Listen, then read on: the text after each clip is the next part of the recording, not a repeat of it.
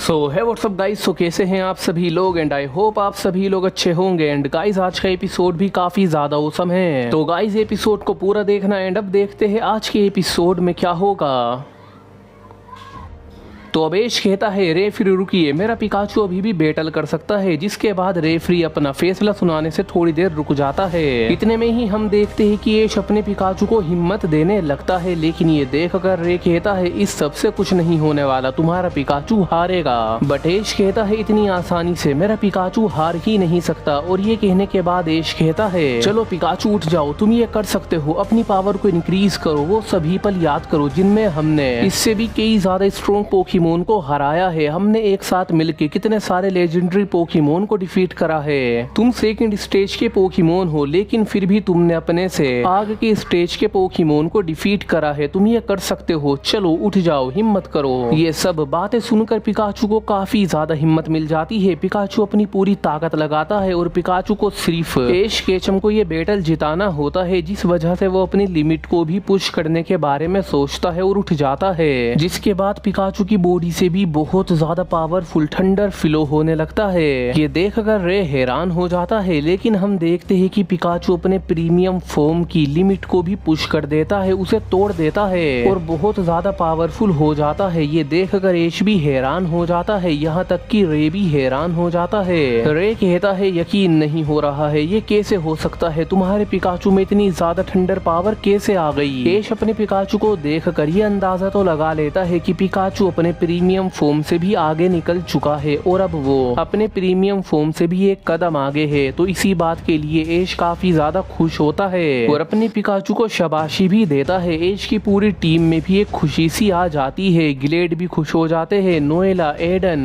ये सभी एश को चीयर कर रहे होते हैं और जितने भी एश के कंपेनियन बैटल को देख रहे होते हैं वो सभी एश को चीयर करने लगते हैं। पोकेमोन मास्टर भी एश की ऐसी पावर को देखकर, खासकर उसके इस पिकाचू को देखकर जो कि इतना ज्यादा छोटा है और उसके अंदर इतनी ज्यादा पावर है, काफी ज्यादा इम्प्रेस हो जाते हैं। फिर हम देखते हैं कि यहीं पर एश की मोम होती है, एश के डैड एडम होते हैं, प्रोफेसर ओक होते हैं, गेरी भी होता है, ये सब भी एश को चीयर कर रहे होते हैं। मिस्टी, सरीना और एश की जितनी भी पोकी गर्लफ्रेंड होती है वो सभी यहाँ पर मौजूद होती है और एश को चीयर कर रही होती है। सभी ऑडियंस भी एश की ऐसी पावर को देखकर एक्साइटेड हो जाते हैं। फिर एश कहता है पिकाचू टूट पड़ो उस पर, वोल्टेकल का यूज करो, तो एकदम पिकाचू अपना वोल्टेकल कर देता है। दूसरी तरफ से रे कहता है चलो गोरोचू तुम ये कर सकते हो, वोल्टेकल करो, तो एकदम गोरोचू भी अपने वोल्टेकल का यूज कर देता है। अब दोनों पोकेमोन में जैसे ही टकराव होता है तो यहाँ पर एक काफी ज्यादा बड़ा एक्सप्लोजन हो जाता है और इस एक्सप्लोजन को देखकर सब हैरान हो जाते हैं। रे की पूरी टीम हैरान हो जाती है। ग्रिमसन भी काफी ज्यादा टेंशन में होते हैं, क्योंकि एश की ऐसी ताकत को देखकर उन्हें एक शक हो जाता है कि क्या हम ये बैटल जीत पाएंगे। लेकिन बैटल फील्ड में हम देखते हैं कि दोनों पोकेमोन एक दूसरे के ऊपर टूट पड़ते हैं। दोनों पोकेमोन एक दूसरे को अपने थंडर पंच से डैमेज करने की कोशिश कर रहे होते हैं। फिर अपनी आयरन टेल का यूज करते हैं विद थंडर, जो कि काफी ज्यादा पावरफुल अटैक होता है। इससे भी दोनों पोकेमोन को डैमेज मिल जाता है। दोनों पोकेमोन इतनी ज्यादा स्पीड से बैटल कर रहे होते हैं कि किसी को भी ये दोनों पोकेमोन अच्छे से दिख भी नहीं रहे होते हैं। बस बैटल करते हुए पूरे स्टेडियम में इन पोकेमोन की लाइटनिंग ही दिख रही होती है और ये दोनों पोकेमोन एक दूसरे को काफी ज्यादा डैमेज कर रहे होते हैं। सभी को देखने में ऐसा ही लगता है कि इन दोनों की पावर लेवल एकदम इक्वल है। हम देखते हैं कि फिर दोनों पोकेमोन एक दूसरे को अपने अपने थंडर बोल्ट से मारते हैं। थंडर बोल्ट में क्लैश हो जाता है, जिस वजह से इन दोनों पोकेमोन को ही डैमेज मिल जाता है और दोनों पोकेमोन दूर जाकर गिर जाते हैं। लेकिन फिर हम देखते हैं कि एश केचम अपने पिकाचू के साथ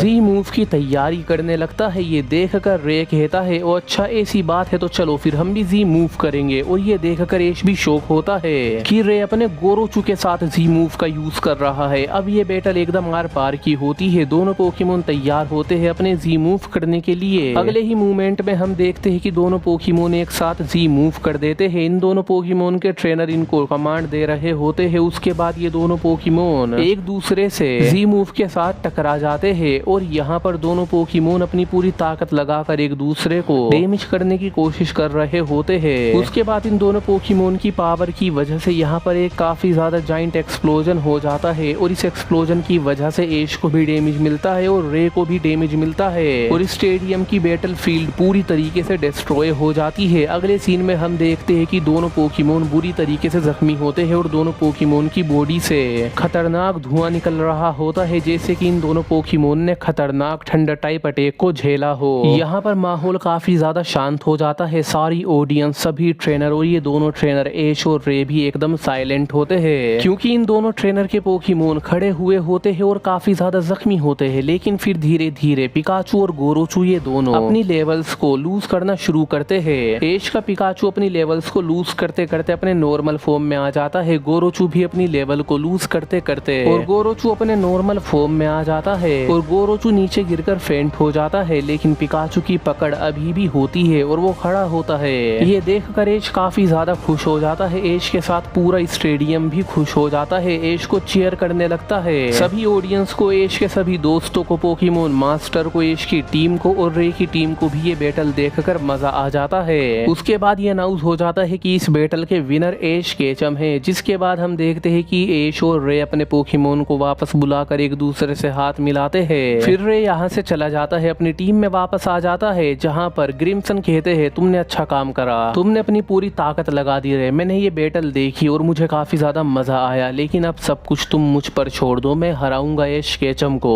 ये कहने के बाद फिर ग्रिम्सन खुद बैटल करने के लिए बैटल फील्ड में आ जाते हैं और फिर एश और ग्रिम्सन ये दोनों एक दूसरे के आमने सामने होते हैं और ये बैटल इन दोनों टीम के बीच में फाइनल बैटल है। अगर इस बैटल में ग्रिम्सन जीत गए तो इनकी पूरी टीम जीत जाएगी और अगर एश जीत गया तो इसकी पूरी टीम जीत जाएगी। और इस बारे में इन दोनों ट्रेनर के बीच में बात भी होती है और ये दोनों ट्रेनर ही कहते हैं कि ये बैटल तो मैं ही जीतने वाला हूँ। देन पोकेमोन मास्टर खुद इस बैटल के रूल्स को बताते हैं और इस बैटल के रूल्स भी काफी ज्यादा नॉर्मल होते हैं, जैसे कि 1-on-1 बैटल होने वाली है विद ऑल फिनोमिना।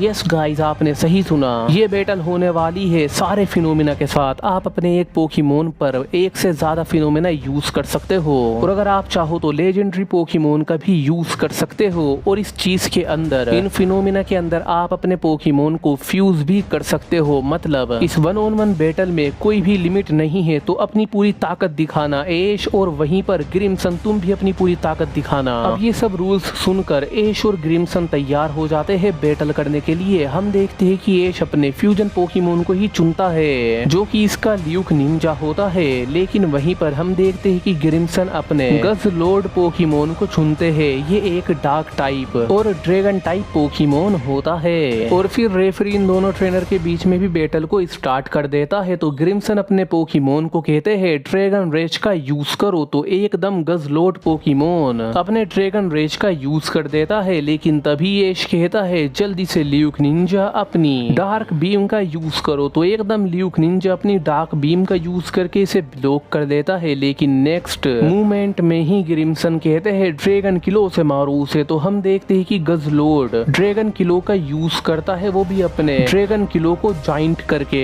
मतलब गज़लोर्ड तो एक ही जगह पर खड़ा रहता है, लेकिन इसके हाथ बहुत ज्यादा बड़े हो जाते हैं और पूरे स्टेडियम में गज़लोर्ड अपने ड्रैगन किलो कर रहा होता है, जिस वजह से यहाँ की पूरी बैटल फील्ड भी चकनाचूर हो रही होती है। लेकिन हम देखते हैं कि ल्यूक निंजा अपनी कमाल की एजिलिटी का यूज करते हुए और अपनी स्पीड का यूज करते हुए गज़लोर्ड के अटैक को डोमिनेट कर रहा होता है। ये देखकर ग्रिम्सन को गुस्सा आ जाता है। ग्रिम्सन कहते हैं बस बहुत हुआ, फ्लेम थ्रोर करो। तो एकदम फिर हम देखते हैं कि गज़लोर्ड अपनी फ्लेम थ्रोर करता है। इसके बदले में एश कहता है ओरा ब्लास्ट का यूज करो। तो एकदम फिर ल्यूक निंजा अपने ओरा ब्लास्ट का यूज करके इस अटैक को ब्लॉक करने की कोशिश करता है। और हम देखते हैं कि ल्यूक निंजा को अपनी पूरी ताकत लगानी पड़ती है इस अटैक को ब्लॉक करने के लिए। लेकिन फिर भी ल्यूक निंजा को ये अटैक लगता है और यहाँ पर काफी ज्यादा बड़ा ब्लास्ट होकर ल्यूक निंजा बुरी तरीके से डैमेज ले लेता है। ये देखकर एश हैरान हो जाता है और सोचता है गज़लोर्ड में वाकई में काफी ज्यादा पावर है, मुझे अपने ल्यूक निंजा की और ज्यादा पावर को यूज करना होगा। ये सोचने के बाद एश अपने ल्यूक निंजा को बॉन्ड इवोल्व कर देता है और बॉन्ड एवोल्यूशन की भी लेवल 50 पर लेकर आ जाता है। और अब एश अपने ल्यूक निंजा की आधी पावर के साथ बैटल करेगा।